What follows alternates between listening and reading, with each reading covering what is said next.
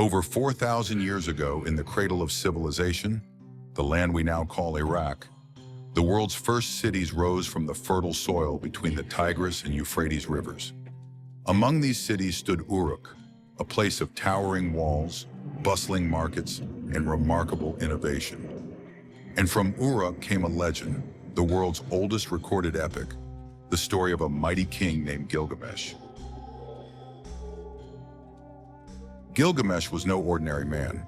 According to the epic, he was 2/3 divine and 1/3 human, a ruler of unmatched strength, beauty, and intellect. But he was also arrogant, ruthless, and at times oppressive to his people. To stop his tyranny, the gods created a wild man, Enkidu, a being of raw strength, living with animals, untouched by civilization. But Enkidu was tamed by a temple priestess, learning the ways of people. Drawn to Uruk, he confronted Gilgamesh in a battle of titans. The fight ended not in hatred, but in brotherhood. The two became inseparable friends. Together, Gilgamesh and Enkidu sought fame beyond the city walls. They journeyed to the legendary Cedar Forest, home to the fearsome guardian Humbaba, a monster appointed by the gods.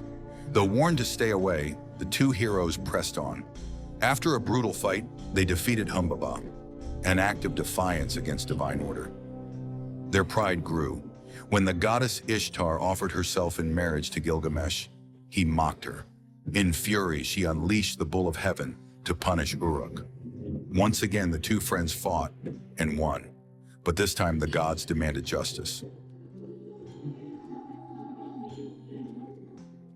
For killing the bull and defying the heavens, the gods condemned Enkidu to die. His slow death brought grief unlike anything Gilgamesh had ever known. The once proud king wept over his friend's body, and for the first time, he asked a question that has haunted humanity for all time.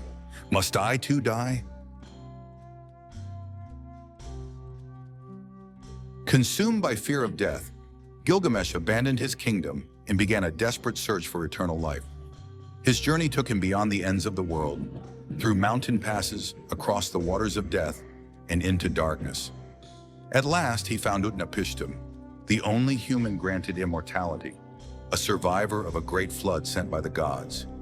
Eerily similar to the biblical story of Noah, Gilgamesh begged to learn the secret of eternal life, but Utnapishtim warned him, immortality is not meant for mortals. He challenged Gilgamesh to stay awake for 7 days, a test of human will. But the mighty king, exhausted, fell asleep almost instantly. Before Gilgamesh left, Utnapishtim's wife took pity on him and told him of a secret plan, one that could restore youth. Gilgamesh found it and began the journey home. But while resting by a pool, a serpent stole the plant. Eternal youth was gone. Empty-handed but wiser, Gilgamesh returned to Uruk. He looked at his city, the great walls, the temples, the people, and realized this, not immortality, was his true legacy. The story of Gilgamesh was preserved on clay tablets in cuneiform script, lost for centuries and rediscovered in the ruins of Nineveh in the 19th century. Scholars slowly pieced it together, revealing a masterpiece of literature, philosophy, and myth.